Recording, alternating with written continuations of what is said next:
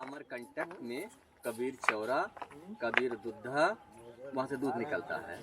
और खरसिया में साहब की गद्दी है, अर्धमुनि नाम साहब रहते हैं, जो उन्नाद गद्दी के होते हैं, ब्रह्मचारी होते हैं। और यहाँ दामा खेड़ा में वंश 42 साहब कह गए थे कि हमारे वो उन्होंने अपना एक धर्मदास से बच्चा पैदा करवाया था 65 की उम्र में। उनका नाम रखा था चूड़ामण नाम साहब। तो उन्होंने बताया था कि ये चूड़ामण नाम साहब से वंश 42 तक 42 वंश चलेगा, और 42 वंश के बाद में इस दुनिया का खात्मा होगा, अंत हो जाएगा 42 वंश के बाद। अभी वहाँ 16 वंश पूर्ण हुआ है। प्रकाश मुनि नाम साहब के बाद शायद उदित मुनि नाम साहब अभी गद्दी लिए हैं। और ये जो है इनका क्या नाम, धनी धर्मदास साहब यहाँ रहते थे। इनका एक बांधवगढ़ उनका किला बना है। बांधवगढ़ का किला सुना पढ़ा है मैंने। हाँ, पढ़े है ना। तो वहाँ उनका किला था। अच्छा। अब बाकी इन लोगों ने अलग अलग जगह जाकर समाधि लिया है। जैसे सुदर्शन नाम साहब, इनका इतना वंश है। सत्य नाम सत सुकृत आद अदली अजर अर्चित पुरुष मुनिंद करुणामय कबीर सूरत योग सतानंद धनी धर्मदास बचन वंश चूड़ामण सुदर्शन नाम कुलपत नाम प्रमोद गुरु नाम बालापीर नाम केवल नाम अमोल नाम सूरत स्नेही नाम हक नाम पाक नाम प्रघट नाम धीरज नाम उग्र नाम दया नाम पंथ श्री ग्रंथ मुनि नाम साहब।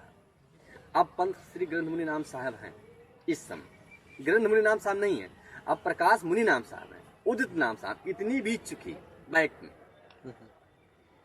रतनपुर में आपको सुदर्शन दास साहब मिलेंगे, वहाँ उनकी समाधि है। और सूरत स्नेही नाम साहब जो थे, तो सूरत स्नेही नाम साहब अपना घोड़ा और खुद वो समाधि लिए थे, जीते जी। अच्छा। वहाँ पर लिए थे ये समाधि लिए थे।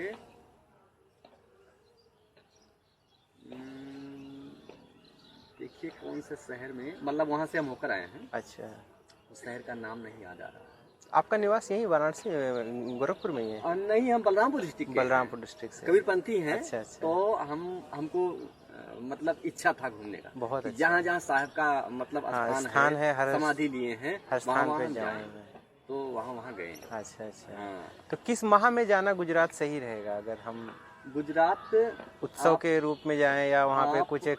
हाँ, पहले आप जाएं इसी महीने माघ पंचमी में शायद बोलते हैं। अभी यही हम लोग वहाँ 3-4 तारीख में 5 तारीख तक मेला था। अच्छा। तो आप जनवरी महीने में 4-5 तारीख को जाएं।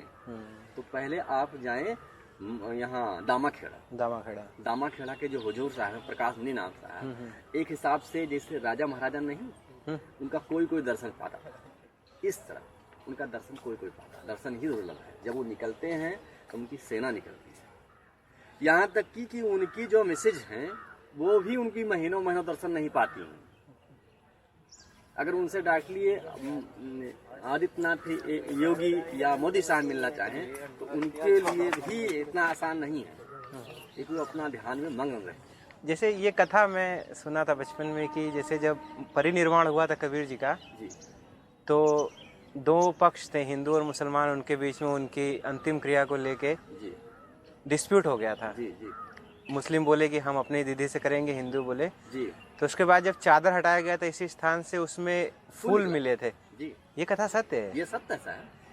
कबीर साहब का जो सतगुरु कबीर साहब का, पहली बात तो अगर आप कबीर साहब को मानने वाले हैं तो उनको कभी दास ना लगाएं। दूसरी चीज, सतगुरु के क्या संबोधित करें, सदगुरु कबीर साहब, सदगुरु को। जैसे हाँ, जैसे आप हमको मिस्टर विनोद कहे या हम आपको जो भी नाम आपका मिस्टर लगाते शिव लगाया, नवीन कुमार नाम जी जी, मिस्टर नवीन कुमार जी। तो सदगुरु कबीर साहब कहकर संबोधित करें उनको।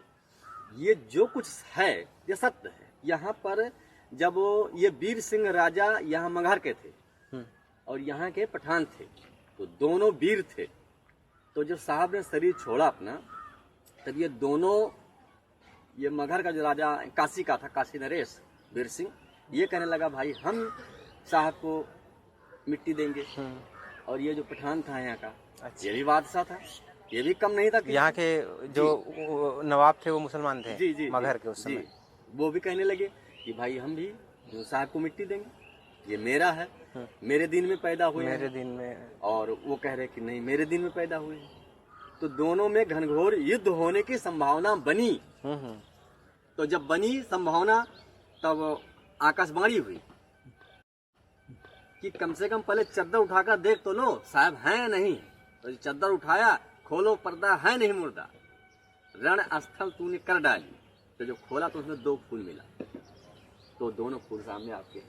एक अच्छा 2 फूल मिला, शरीर मिला ही नहीं? नहीं 2 फूल मिला। चमत्कार है। हाँ साहब, क्यों नहीं चमत्कार। अरे कबीर साहब मौलिक बहुत बड़ी बात, बहुत बड़े सिद्ध पुरुष। विज्ञान से भी ऊपर वाली बात हो गई है तो ना एकदम। मतलब मैं मेरा मकान फुलवरिया में पड़ता है, लहरतारा के पास में ही है। लहरतारा जहाँ पे उनका उद्भव हुआ था उनसे 1-1.5 किलोमीटर है मेरा मकान। मूल निवासी में वहीं का हूँ, वैसे तो मैं यात्री हूँ, फिल्म बनाता हूँ, डॉक्यूमेंट्री वगैरह करता हूँ, आर्टिस्ट हूँ। तो मेरे दादा बड़ी कथा सुनाते थे। जब हम छोटे थे तो हमको वही लगता था कि क्या यह मतलब वैज्ञानिक रूप से यह संभव है, या एक साधारण व्यक्ति ऐसी सिद्धि प्राप्त कर सकता है जो मतलब विज्ञान को भी झूठा बतला दे। साहब जो संत महात्मा की वाणी है इसे आपको मानना ही पड़ेगा, क्योंकि जो मैंने नहीं देखा है ये तो मान लो यहाँ की है, काफी करीब 600-650 वर्ष हो गया। हमारे यहाँ एक तपसी महाराज करके थे, उनकी अभी समाधि वहाँ सोनपत्री में, ये श्रावस्ती जिला में आता है। वो हमारे गांव में बलरामपुर डिस्ट्रिक्ट में समाधि लिए थे। और तो उनका काम क्या था, हर साल अपना थोड़ा थोड़ा चावल गेहूं सब लोगों ने दिया और उसका भंडारा करते थे। तो क्या है, उस सत्र में चावल गेहूं को ज्यादा कुछ नहीं मिल पाया, लेकिन एक वर्मा परिवार के थे, उनका नाम था सामी वर्मा। उनके यहाँ चावल काफी रखा था। उससे आए बोले कि हमको थोड़ा सा आप चावल दे दो, हम भंडारा कर लें। फिर उसने साफ मना कर दिया कि मेरे पास साहब चावल है ही नहीं। उसने कहा एक बार और सोच लो, तुम्हारे पास चावल है? उसने कहा साहब नहीं है। तो कहा कि ठीक है, अब तुम्हारे पास जो है वो राखी हो जाए। तब जब उनका जरूरत लगा, बैसाख माह आया, शादी वादी करना, तो जो डेहरी खोले तो राखी ही था, चावल ही नहीं। ये मेरे ही गांव की बात है, मेरे पिताजी के आंखों देखी हाल है।